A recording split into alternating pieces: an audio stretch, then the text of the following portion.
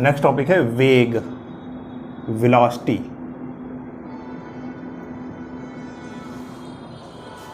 ठीक है, rate of change of displacement is known as velocity. गतिमान वस्तु के एकांक समय में निश्चित दिशा में चली गई दूरी, ठीक है, को वेग कहते हैं। ठीक है, या विस्थापन को वेग कह सकते हैं, हम कह सकते हैं। ठीक है, तो गतिमान वस्तु के एकांक समय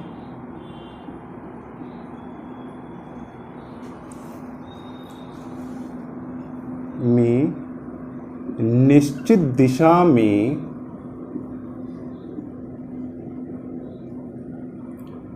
तय की गई दूरी अर्थात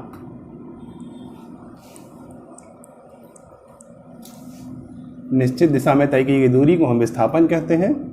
विस्थापन को वेग कहते हैं। ठीक है, वेग बराबर निश्चित दिशा में चली गई दूरी, निश्चित दिशा में चली गई दूरी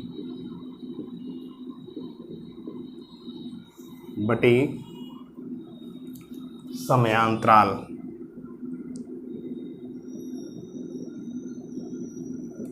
ठीक है, तो वेग को हम v से प्रदर्शित करते हैं, निश्चित समय में चली गई दूरी को हम विस्थापन कहते हैं। तो इसको हम विस्थापन बटे समयांतराल भी लिख सकते हैं, यानी डेल्टा एस अपान डेल्टा टी।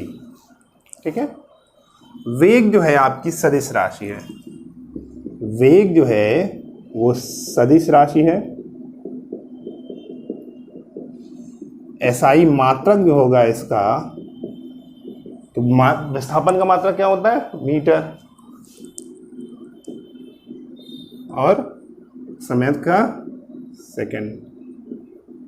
तो क्या हो गया इसका मात्रक? मीटर प्रति सेकंड।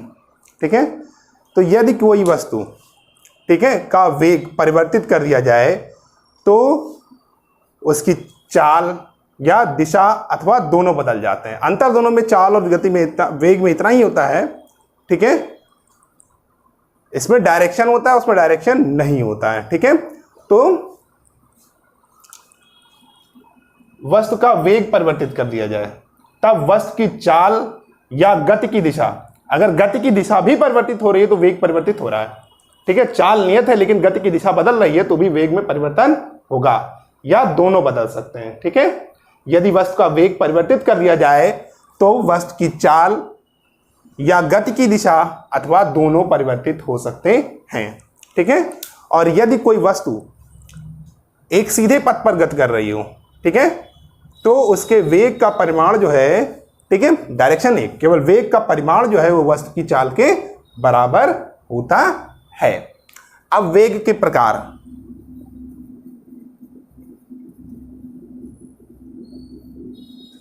पहला टाइप है एक समान वेग या अचर वेग।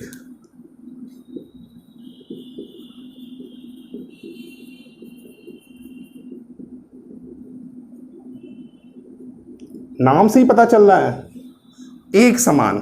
अचर मतलब जो उसका वेग हो वो एक समान हो, वो परिवर्तित ना हो रहा हो। ठीक है, ना तो दिशा ना उसके वेग का परिमाण। ठीक है, अगर ये कहते हैं कि 60 किलोमीटर प्रति घंटे की रफ्तार से वो एक डायरेक्शन में, एक विशेष दिशा में जा रहा है, तो क्या कहेंगे हम उसको? वेग को एक समान वेग कहेंगे। ठीक है, यदि कोई वस्तु निश्चित दिशा में समान समय में समान रूप से विस्थापित होती हो, ठीक है, यानी एक घंटे में अगर वो 60 किलोमीटर प्रति घंटे की रफ्तार से जा रहा है और डायरेक्शन भी वही है, ठीक है, नेक्स्ट 1 आवर में भी वो 60 किलोमीटर पर आवर की स्पीड से जा रहा है और उसका डायरेक्शन भी वही है। ठीक है, तो इस प्रकार का वेग एक समान वेग कहलाएगा।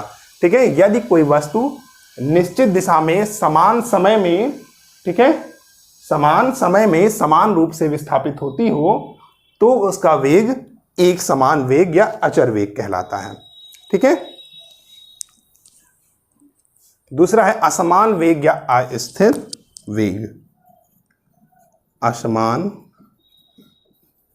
वेग या अस्थिर वेग, नाम से ही पता चल रहा है इसका, ठीक है, नाम से ही हमें ज्ञात है, ठीक है। यदि कोई गतिशील वस्तु किसी निश्चित दिशा में समान समय में या समान समय अंतरालों में असमान दूरी या असमान रूप से विस्थापित हो तो वस्तु का वेग असमान वेग कहलाता है, या डायरेक्शन बदल रहा हो लगातार, ठीक है। ये निश्चित दिशा में समान समय अंतराल में असमान रूप से विस्थापित होती है, ठीक है, ठीक। इक्वल टाइम इंटरवल में अनइक्वल डिस्टेंसेस कवर करे, ठीक है, डिस्प्लेसमेंट जो है उसका अलग अलग हो, तो वो क्या कहलाएगा, उस समय वस्तु का वेग जो क्या कहलाएगा, असमान वेग या अस्थिर वेग कहलाएगा। यदि कोई गतिशील वस्तु किसी निश्चित दिशा में समान समयांतरालों में असमान रूप से विस्थापित होती है तो वस्तु का वेग असमान वेग कहलाता है। इसका स्क्रीनशॉट लेना चाहें तो आप लोग ले लें।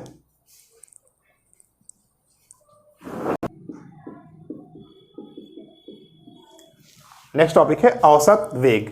किसी गतिमान वस्तु के कुल विस्थापन को, ठीक है, समयांतराल से विभाजित करने पर औसत वेग प्राप्त होता है। यानी औसत वेग बराबर, नाम से ही पता चल रहा है, औसत निकालना, यानी जितना भी विस्थापन हो रहा है कुल विस्थापन बटे कुल समयांतराल। कुल विस्थापन को कुल समयांतराल से हम भाग दे दें तो क्या कहलाएगा, औसत वेग कहलाएगा। इसको हम delta x upon delta T लिख दे रहे हैं। डेल्टा एक्स क्या है यहां पे, गतिमान पिंड का विस्थापन,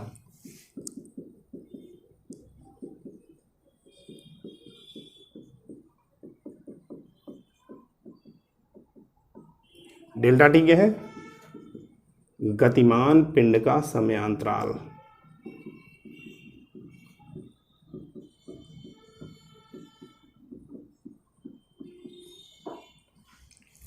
ये हो गया औसत वेग, ठीक है। तो यदि किसी वस्तु का वेग निश्चित दिशा में एक समान दर से परिवर्तित हो रहा हो, मान लो, ठीक है, यदि किसी वस्तु का वेग निश्चित दिशा में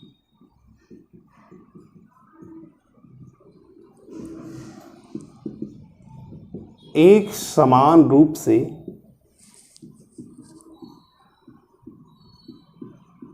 परिवर्तित हो रहा हो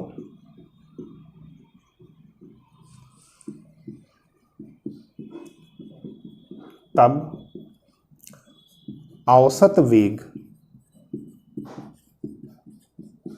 बराबर क्या होगा, प्रारंभिक वेग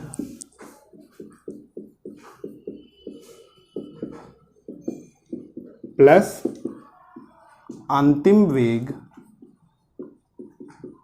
बटा 2, ठीक है। तो औसत वेग बराबर u प्लस वी बाई 2, ये हो गया औसत वेग, ठीक है। अब हम पढ़ेंगे तात्क्षणिक वेग।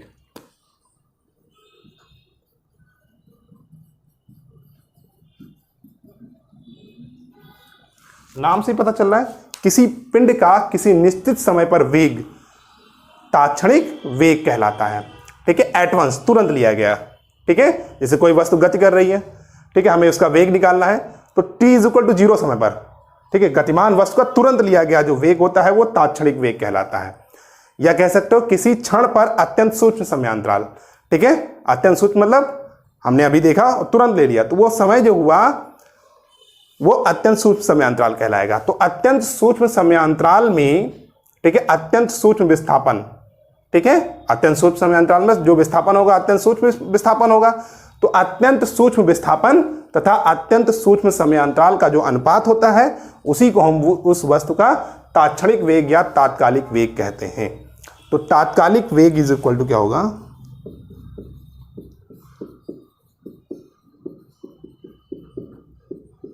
ये होता है limit delta t tends to 0, मतलब लिमिट जो हम ले रहे हैं, ठीक है, इसका मतलब होता है तुरंत लिया गया, ठीक है, तुरंत जो भी आप कर रहे हो वो समय क्या हुआ, 0 ही है, ठीक है, लगभग 0 के बराबर है, ठीक। तो ये हो गया डेल्टा विस्थापन, सॉरी यहाँ पर डेल्टा एस लिखेंगे, delta s d s upon t t, ठीक है, d s upon d t, ये ठीक, या इसको हम लिख सकते हैं v is equal to delta s upon delta t. तो ये तात्क्षणिक वेग हो गया, ठीक है। नेक्स्ट टॉपिक है सापेक्ष तथा निरपेक्ष वेग।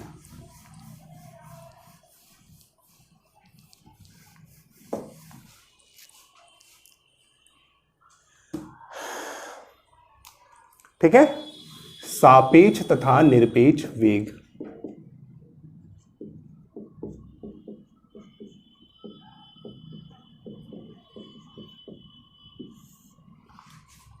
ठीक, तो जब दो वस्तुएं एक ही समय में भिन्न भिन्न वेग से गतिमान होती हैं, ठीक है, तो वस्तु के सापेक्ष दूसरी वस्तु का वेग, ठीक है, जैसे एक वस्तु A है, एक B है, अब दोनों मान लो गतिमान है, ठीक है, तो A का B के,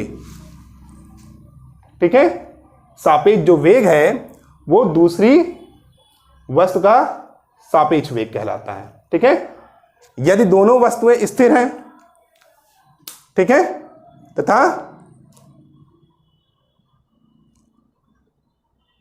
यदि दोनों वस्तुएं गतिमान हैं, ठीक, तो उनके सापेक्ष वेग, कोई जरूरी नहीं है कि दोनों एक ही दिशा में जा रही हो, एक विपरीत दिशा में जा रही होगी तो भी एक दूसरे के, जो एक का दूसरे के सापेक्ष वेग होता है वही क्या कहलाता है, सापेक्ष वेग कहलाता है, ठीक है। दूसरी वस्तु का वेग सापेक्ष वेग कहलाएगा, ठीक है। ए का जो वेग होगा वो बी का वेग उसके सापेक्ष वेग कहलाएगा, ठीक है।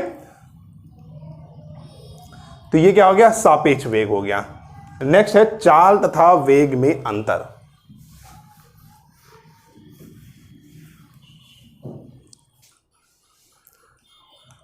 चाल क्या है, एक अदिश राशि है, वेग क्या है, सदिश राशि है, ठीक है।